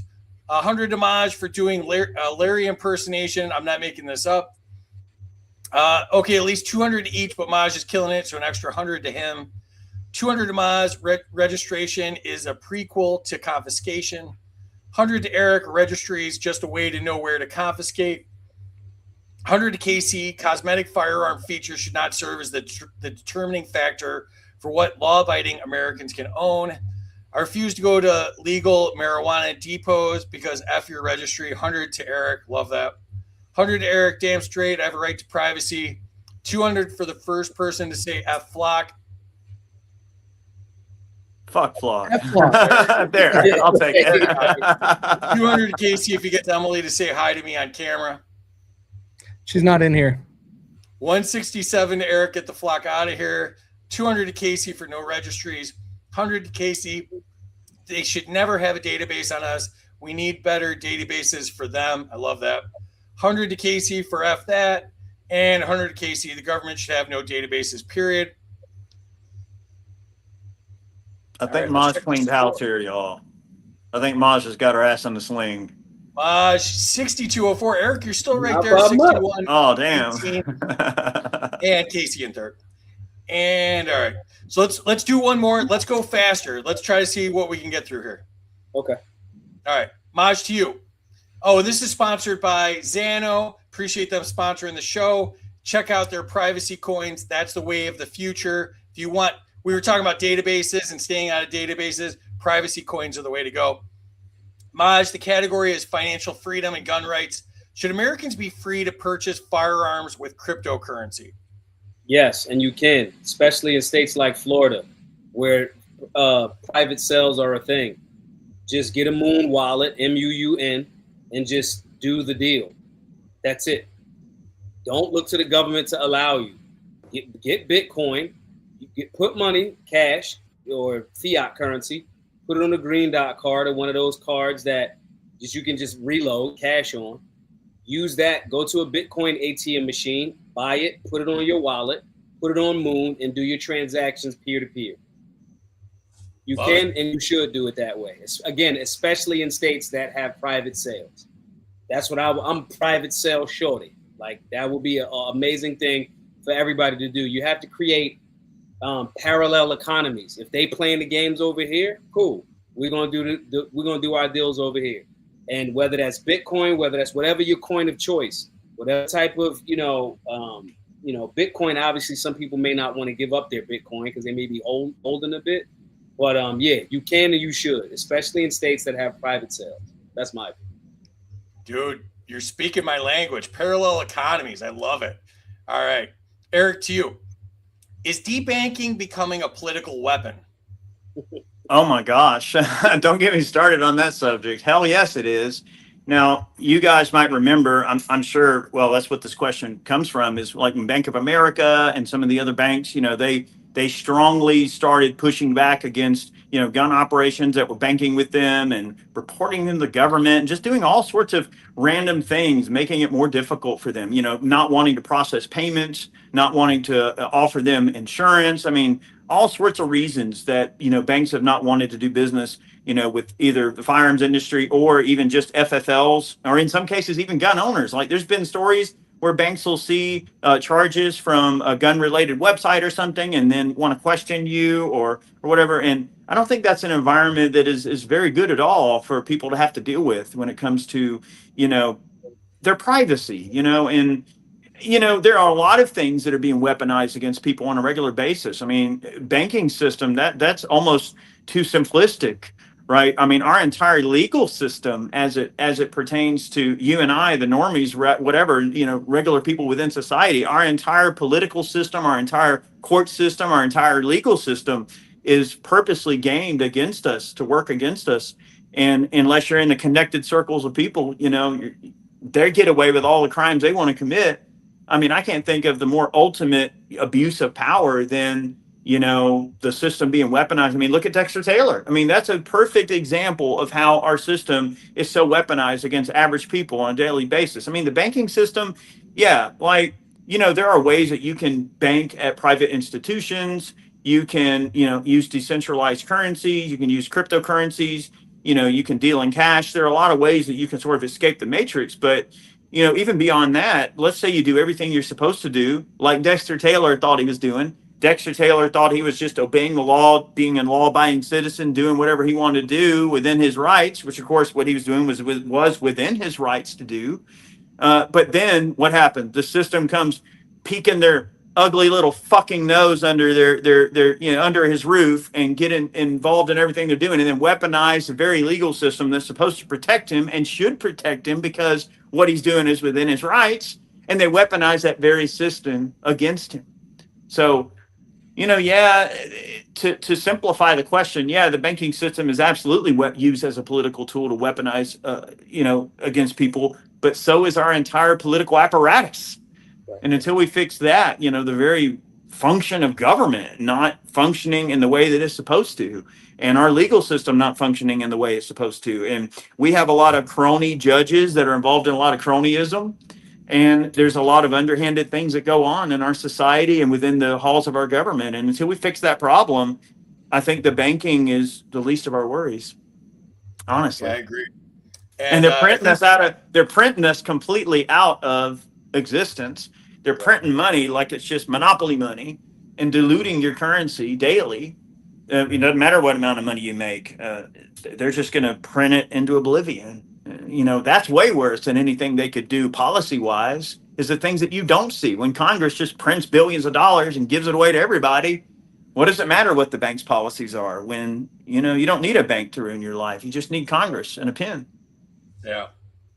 And I think they got Dexter through financial records too. So that was a good point there. And there's his give, send, go right there.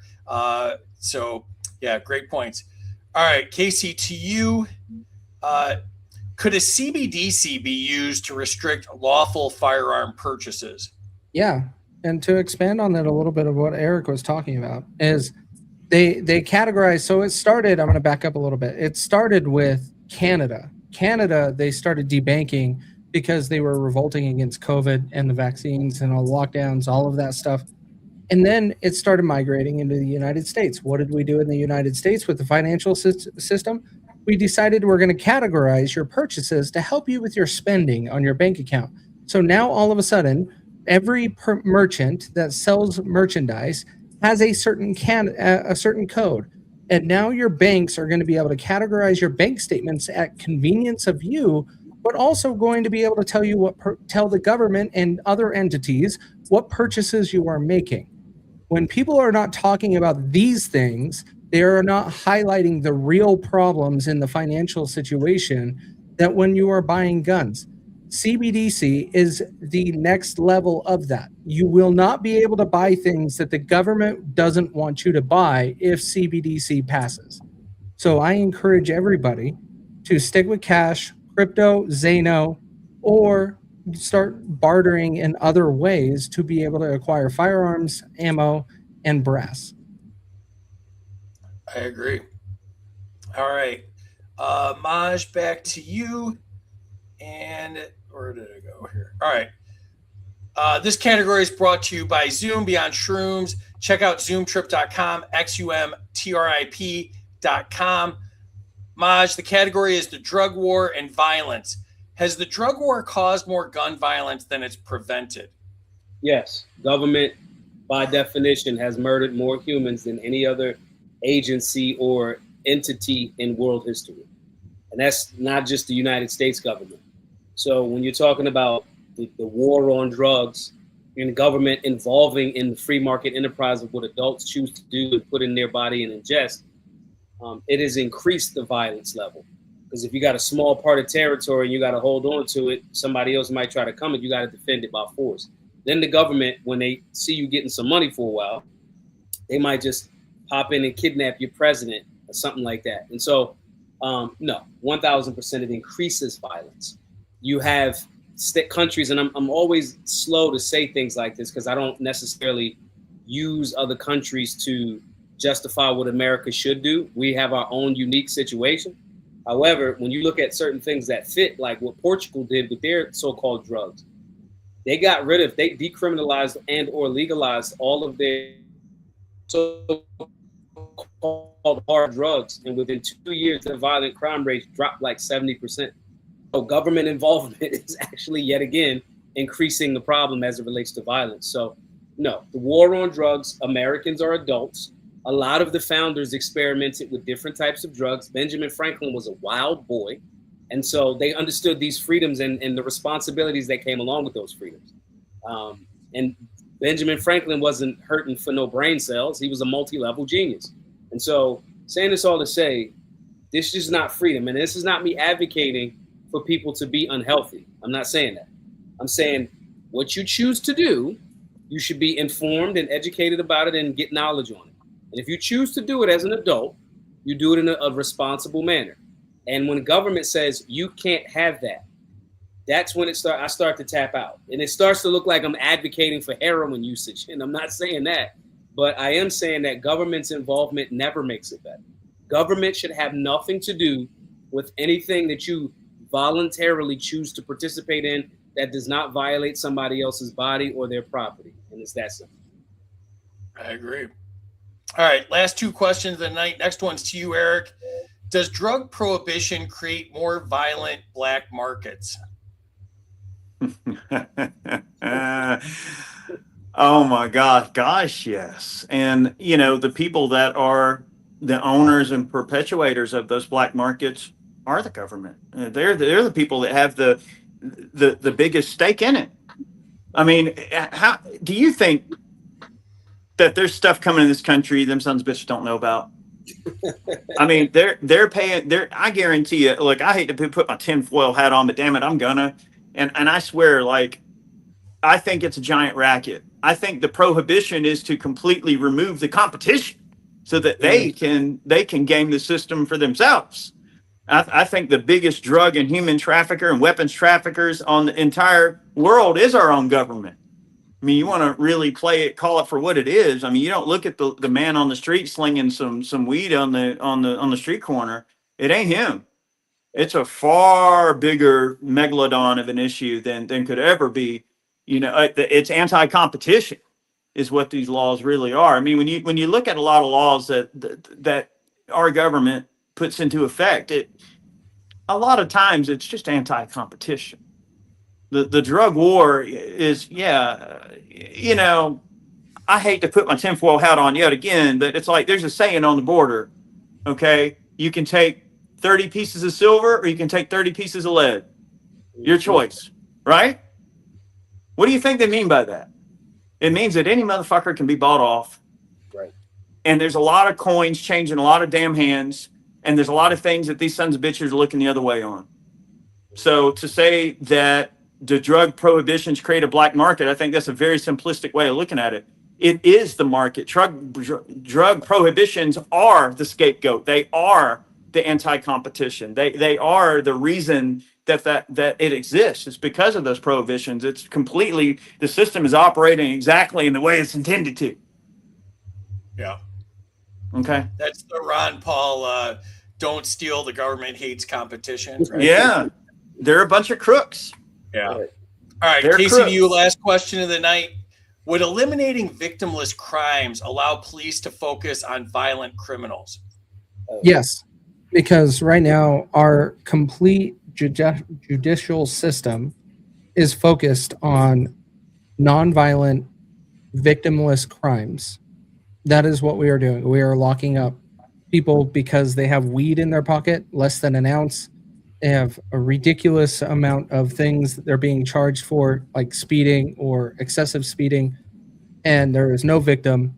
They constantly bring up things that there is no victim or there is no violence, and they want to charge you for it. They want to take away things. Look at Reckless Ben. Look at what he was doing in exposing a bad business trying to take away someone's very valuable Legos, and they keep harassing him here in the state of Utah, American Fork Police Department, and they held him in jail and they took away things without saying that he is actually being arrested or what he is being charged for, without also reading his Miranda rights. The entire situation is the government and trying to impose its will on the citizens and say, you will obey me. No, Americans need to stand up and need to stick to their rights and fight for them. And everybody needs to stand next and with them so we can show them who they need to be working for. Totally agree. All right, enter your scores in the chat one last time. Tell us who you thought won. Tell us what you thought of the show. Let's jump into the chat here. Points to Maj. Competing currencies, Jack, or you ain't black. Joe Biden, maybe. Points to Maj for parallel systems. Points to Eric. My banking should be private and they shouldn't be snooping in our transactions. Points to Eric. Our gun-free zones protecting people are criminals. Points to Eric for talking about cronyism. Points to any shout out to Randy Weaver, 100%. Points to Kaecey, blame Canada. Another 50 points to Eric for bringing up Dex, free Dexter Taylor.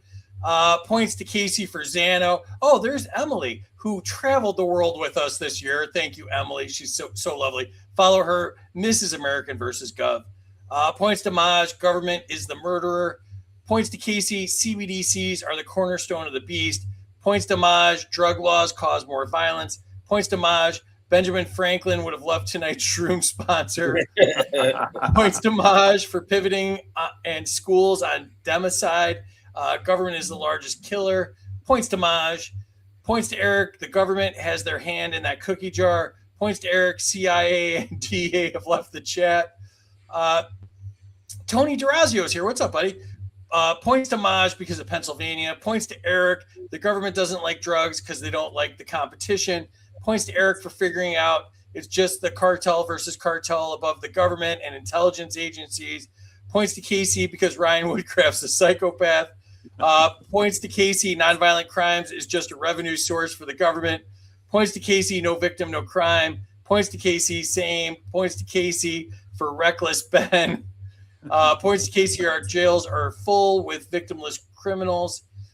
Points to Kaecey that Lego stuff is bonkers. Yeah. And they were all great. 100 for everybody.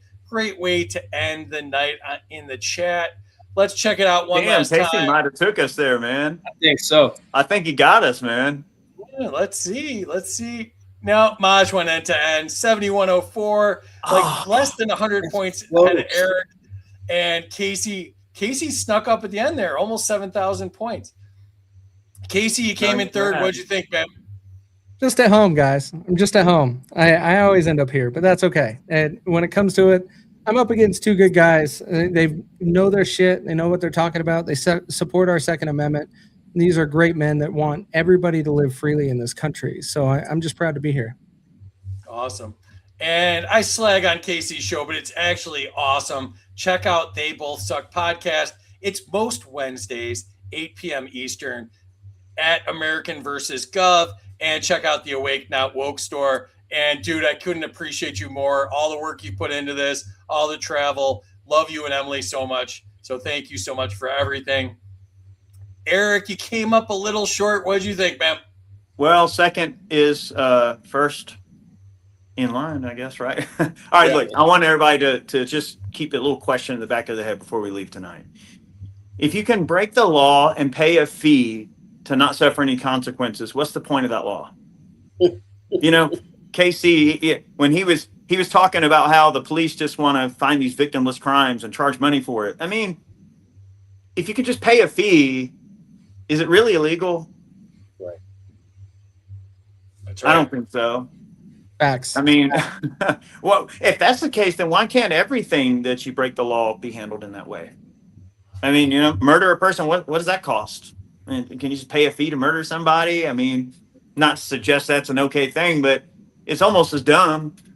I mean, if you really think about it, like the idea of speeding tickets, that's such a bogus thing to me. They're literally road pirates. Those people, man. They're road pirates. That's what it is. Anyway. Plug your stuff. Good night, everybody. All right. Plug what you're up to. Huh? Plug your stuff. Oh, yeah. You can find me on youtube.com/Iraq veteran 8888. I'm always producing. I've been on there for almost 18 years, producing lots of gun content. And follow me on X, Iraq veteran 8888, for some spicy takes, maybe some vastly unpopular takes, but I'll be here all night. Yeah, and there's all of his details. The website's IraqVeteran8888.com, and you can see the handles are all the same, so find him on YouTube and X. Appreciate you, brother. Thanks for doing this. Hey, man. Maj, first place, man. What'd you think? I think it was great. It's always a good time. I love, bigger than anything, regardless of first, second, third, doesn't matter.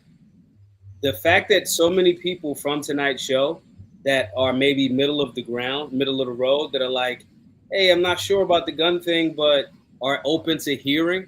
I think, everybody gave so much information for those folks to kind of like have a better assessment. We're dealing with something that it has to be in the heart and the mind of the person. For a person to understand why certain legislation is wrong, we got to give them a better bevy of information to give them a stronger moral center.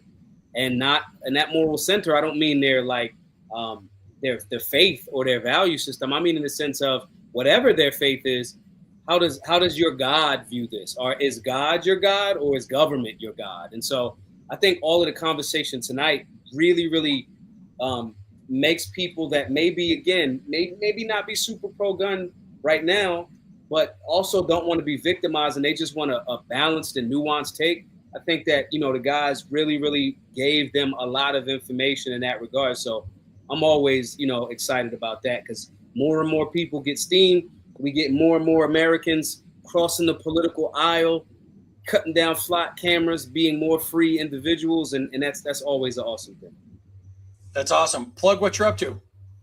Everybody, please, guys. So it's two things. One, for those of you that are not aware, we have fundraised for people to get classes for free, basic firearms classes, whether that's in person or our, online curriculum. If you are a person that got some value from the show and you want a free class, just shoot me a DM on X or something like that. People, for those of you that are not aware, for the last 10 years, all of our classes in person have been free to all because of voluntary donations. And as I'm building something new, now we just switched it to we can still reach people. If you need a free class, just shoot me a DM or shoot me an email. Maj Toure at solutionaryuniversity.org. So that's, or just DM me, whatever. If you want to support those efforts, we are like $7,000 away from our overall goal. And I want everybody to know that in the last few years, we've raised and given away $500,000 to do this work. This has happened because of donations. And literally, matter of fact, I'm going to pull it up right now. Our Give, Send, Go page, I think we may be, a little under $7,000 left. If you go to givesendgo.com/solutionary, you'll see it there, right? You'll see how much we raised when we started and how much we have to go. It will be awesome this weekend if we could give away all of that remaining $6,000 and some odd dollars. If we can raise and give all of that away for everybody to, it's Give, Send, Go. Terry, switch it. Give, Send, Go. I got it. Okay. If everybody could just go pitch in, man, that would be great. And now I'm saying that because all of those classes are free, right? So if you need a class, we got it right here. Okay, perfect. If you need a class, if y'all can see in the top right corner, there's the $500,000, and that's how much we've raised and given away. This has been completely funded by regular everyday Americans.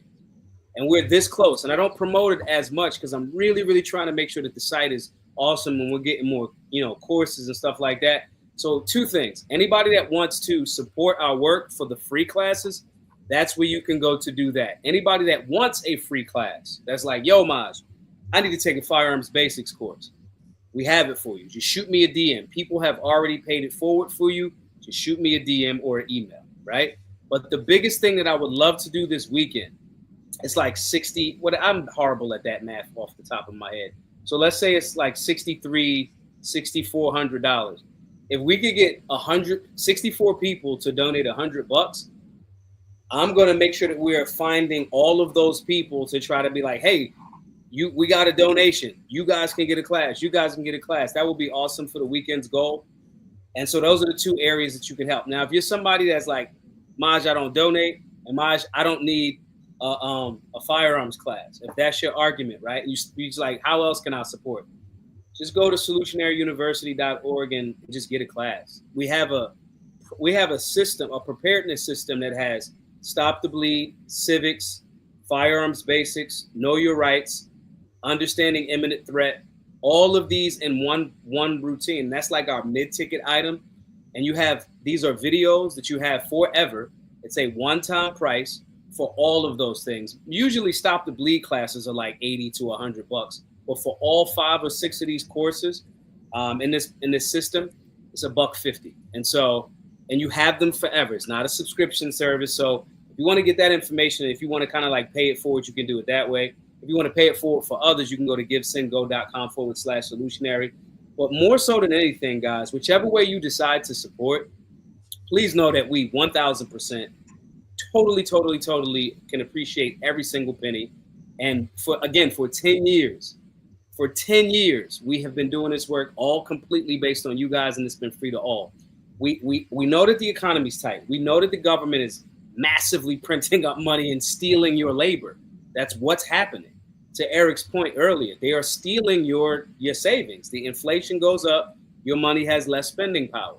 My point in saying that is if everybody pitches in a little bit, and then we feed other people different perspective with the civics, with this, with that, then we can kind of like course correct it different a little bit. And so that's kind of why, we started with the Second Amendment and the basics and then started expanding into other things, because we have to make sure that the American public has an understanding of why inflation is bad, why government is supposed to be limited, how we resolve conflicts before it gets to a gun. If it's a bad guy, how we defend life with a firearm, how we, stop a bleed. These are a holistic, list of things. And so I'm just genuinely hoping that if we can get 64 people to do $100 this weekend, we can get several things done. 1, I can stop fundraising. That part is the most difficult part. And 2, we can. I would love to teach 1,000 people or get classes to 1,000 people this weekend, and so that would help in that regard. So saying that to say, huge shouts to everybody that has been supporting, that has bought some merch, that has bought a class, that has donated. But if you haven't before, this weekend will be 1,000% the most perfect time for you guys to do it. And we could, and then, oh my God, for anybody that's ever fundraised or did any type of like nonprofit type of like fundraising, it's very, very difficult. So if anybody wants, if somebody's rich that's seeing this and they like, yo, I just want to donate and get it all out the way to 6,300, that will be awesome too. I'll have your email and I'm definitely going to contact you and figure out how we can do that or what we can do for that. But just be kind to each other this weekend, y'all. Just be supportive to each other. There's a massive propaganda campaign to make sure that the American people are divided. These are still American people. These are still humans. These are still people. If another country attacked us, you would be fighting, right shoulder to shoulder with those folks. Don't let the propaganda divide you. Be kind to yourself. Be kind to each other, and we would appreciate everybody's support. And I'll land there. Yeah, here's his details here. The GiveSend goes up there, GiveSendGo/solutionary, solutionaryuniversity.org. And he's Maj Toure on social. And I know everybody's got to go, but I want to say one thing. You guys have all dropped so much knowledge on me over the years, but Maj, I want to tell you one thing, brother. So You were talking about Bitcoin. Bitcoin's on the public chain, man. You don't want stuff on the public chain think Xano, think Freedom Dollar, privacy coins are the way to do the parallel economy stuff. Yeah. So, and Kaecey pointed it out too. But yeah, so if you get a Xano wallet, I'll hit you up with a little more cash, man. So I've been using Moon for the longest, but I'll download that one now. How do you spell it? Xano, Zano. Okay. And yeah, it's a good time to point out that they're our sponsor. Your privacy matters. Choose Xano, the leading blockchain platform that prioritizes confidentiality and security. And if you're new to the space, check out intro.xano.org. So Maj, yeah, if you go to intro.xano.org, you can find it there. And then just DM me and I'll send you some more privacy coin. And so that's cool. A good way to go. And let me add Terry real quick here. Terry, what'd you think? I feel so flipping empowered. I'm ready to go out and get an AR or whatever they're called and learn how to do this. You guys are just so great. I know people learned a lot tonight, and I always learn with you guys. You do a great job, and I appreciate all of you. Thanks, chat. You guys were awesome. I noticed, Maj, you got $100 since we brought up the good Give, Send, Go again. So you're down to you need 61.55 by my math. So yeah, so I just want to say again, thank you to Zoom as well. Check out xumtrip.com. Thanks to all the subscribers. You can subscribe to us on X. And if you want to sponsor us, email studio@freedomuncut.com. And we will be at Midwest Peace and Liberty Festival, August 6th through 9th, Lake Satoshi, Michigan, mplfest.org. And again, free Dexter Taylor. That's another Give, Send, Go /DTaylor_2A_legal.